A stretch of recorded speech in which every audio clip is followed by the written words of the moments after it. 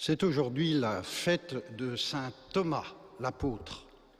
Nous le connaissons bien, nous lui attachons assez spontanément l'étiquette d'incrédule. Il est quand même celui qui va professer « Mon Seigneur et mon Dieu ». Qu'a-t-il vu? Il a vu Jésus lui montrant ses plaies. Et les plaies de Jésus nous renvoient très clairement à la passion du Sauveur, à sa croix. Et c'est l'apôtre Paul qui s'écrit dans l'Épître aux Galates « Que la croix de notre Seigneur soit ma seule fierté ». Est-ce que nous pouvons dire la même chose? Est-ce que nous sommes là à dire que la croix de mon Seigneur soit ma seule fierté? Ah, des fiertés, nous n'en manquons pas.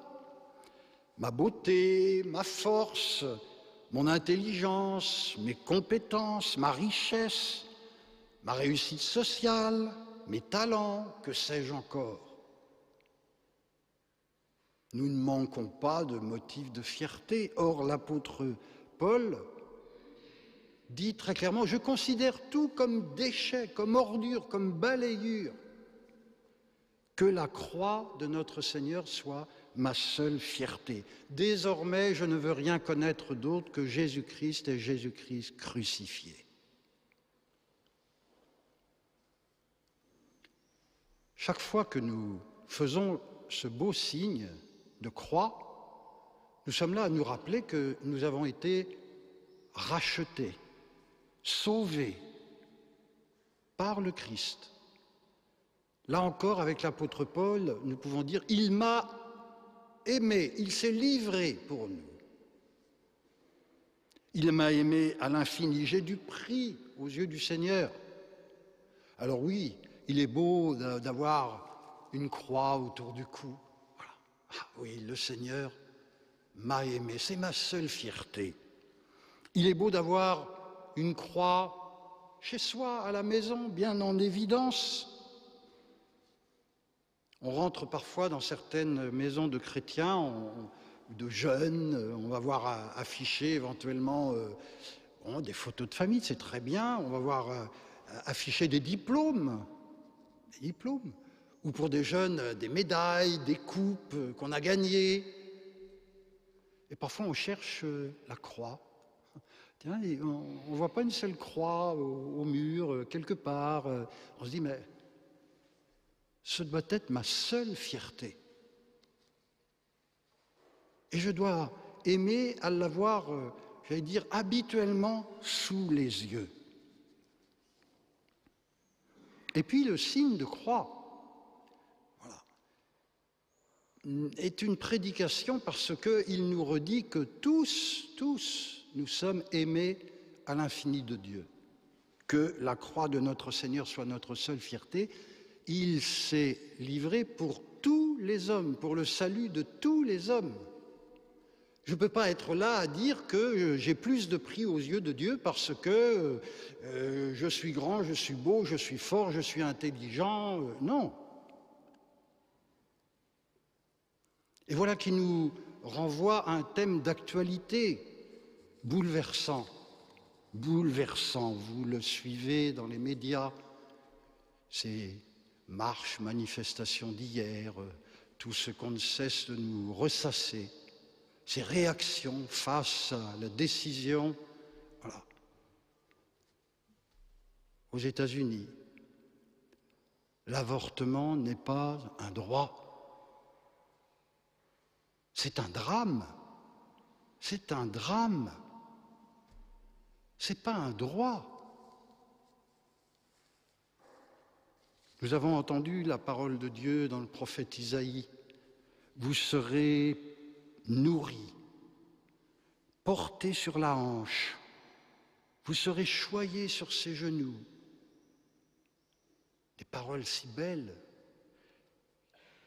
des paroles que nous devrions tous pouvoir prononcer, et puis de se dire qu'il y en a qui sont là, finalement, à dire vous ne serez pas nourri, vous ne serez pas porté sur la hanche, vous ne serez pas choyé sur ses genoux, sur les genoux de votre maman. Vous serez supprimé parce que vous dérangez, que vous n'êtes pas désiré. On ne parlera même pas de vous. Écoutez ce qui se dit dans les médias. C'est stupéfiant de réaliser qu'on ne parle même pas de l'enfant qui est porté dans le sein de sa maman. C'est le grand absent. On n'en dit rien. Supprimer, le catéchisme de l'Église catholique le dit, les papes l'ont répété, un avortement objectivement. Je ne parle pas bien sûr de drames que vivent des femmes et qui se trouvent parfois complètement démunies et écrasées et qui vont s'effondrer.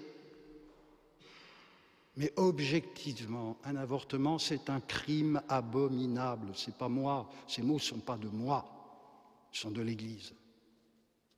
Ce n'est pas un droit. On vous met une échographie sous les yeux. C'est quoi? C'est quoi? C'est qui?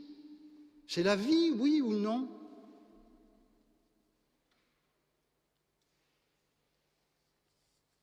On a répété pendant la crise sanitaire, il faut sauver des vies. Et dans le même temps, on a allongé les délais de droit à l'avortement jusqu'à 14 semaines. Et même plus pour des motifs de détresse psychologique. Un enfant qui est massacré dans le sang de sa maman, il n'y a pas de détresse pour lui? Ce drame qui devrait nous faire souffrir. Notre société aussi qui est si attentive dans le discours aux gens qui ont un handicap et qui, dans le même temps, vont massacrer un enfant dans le sein de sa maman parce qu'on décèle qu'il est trisomique ou que sais-je encore. La vie est la vie, elle est sacrée, elle est don de Dieu, depuis sa conception jusqu'à son terme naturel. Alors oui, que la croix de notre Seigneur soit notre seule fierté, c'est le rappel de la dignité de tout homme. Et nous avons entendu dans les lectures de ce jour cet appel à la mission. Allez! Voici que je vous envoie comme des agneaux au milieu des loups. Je vous envoie, c'est la période où on va, pour un bon nombre, se disperser, période des vacances. Et on ne va pas mettre Dieu en vacances, non. On part en mission toujours. Et saint Paul sera aussi celui qui dira désormais je ne veux rien connaître d'autre que Jésus-Christ crucifié, la prédication de la croix, ce renversement à Athènes, où jusqu'à présent il était avec ses grandes catégories, ses arguments, son discours philosophique, et puis finalement, la sagesse, c'est celle qui est folie aux yeux des hommes. La sagesse de Dieu, c'est la prédication de la croix. Alors il faut que Jésus soit toujours avec nous, et sa croix avec lui, jamais sans Jésus. Que même pendant la période des vacances, nous soyons bien là, on se réveille le matin, voilà, on commence un beau signe de croix. Premier geste de notre journée, un beau signe de croix. Des traditions aussi, parfois qui se perdent. Certains ont connu ça parmi vous. Chaque fois qu'on passe devant un calvaire, voilà, dans ma bonne Bretagne, c'était des habitudes. Chaque fois qu'on était sur un sentier, un chemin, et qu'il y avait un calvaire au bord, on faisait un beau signe de croix. Le repas, la prière du repas.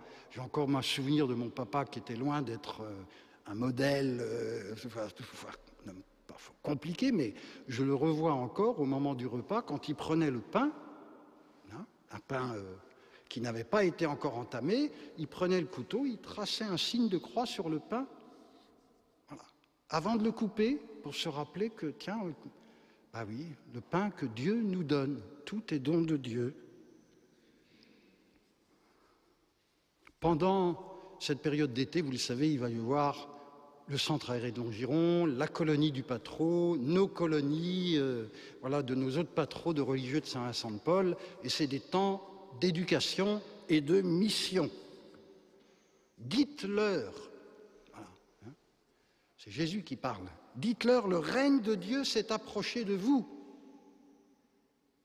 Dites-leur. Alors on doit être ses instruments. Je ne suis pas chargé de vous le faire croire, je suis chargé de vous le dire. Dites-leur, le règne de Dieu s'est approché de vous. Dites-leur, tournez-les vers la croix. Dites-leur combien ils sont aimés du Sauveur. Dites-leur, avec humilité, simplicité, on n'est que des instruments. Que des instruments. Ne cherchons pas le résultat, on n'est que des instruments. La croix, c'est une folie. Voilà. Hein, c'est pas rationnel, si on se contente de notre petite intelligence, non. Ben pareil, quand on annonce l'Évangile, on ne va pas forcément être là, rentrer dans des grands débats, des grandes discussions. Voilà. On témoigne par l'exemple de notre vie, par ce beau signe de croix. Dites-leur. Et c'est une épreuve, hein. On est des instruments. Je recroisais dernièrement un jeune que j'ai vu grandir, le Patro où j'ai passé des années. Là. Un jeune, mais sympathique, gentil, poli, bien élevé, serviable. Et je l'ai eu pendant des années au Patro. Et c'était une souffrance pour moi de ne voir aucun geste chrétien de sa part. Et j'ai parlé plusieurs fois avec lui, etc. Et là, je l'ai revu, là, il doit avoir 17 ans maintenant, toujours aussi gentil, toujours aussi bien élevé, serviable. Il va rentrer à l'église, venir à la prière avec les autres, etc. Et jamais un signe de croix, rien, aucun geste chrétien. C'est une épreuve et c'est une leçon pour nous. Ah, mystère de Dieu. Mais on annonce. Je conclus par ces paroles que nous avons entendues, hein, « Réjouissez-vous », nous dit le Seigneur. Réjouissez-vous non pas parce que les esprits vous sont soumis, non pas parce que vous avez des résultats dans votre apostolat, dans votre ministère, parce que vous êtes brillant, parce que... Non, non. Réjouissez-vous parce que vos noms se trouvent inscrits dans les cieux. Et comme si le Seigneur était là à nous dire, si vous annoncez l'Évangile, si vous êtes vraiment missionnaire, voilà, peu importe les résultats, vos noms sont inscrits dans les cieux. Alors la moisson est abondante, les ouvriers sont peu nombreux, prions, hein, prions bien sûr comme nous le demande le Seigneur, demandons des ouvriers pour la moisson, voilà, des animateurs, des animatrices pour Longiron, les animateurs magnifiques voilà, qui vont partir à la colo de Saint-Étienne, là, hein, on en rend grâce. Prions pour qu'il y ait des apôtres, de ceux qui vont être des prédicateurs du mystère de la croix de notre Sauveur.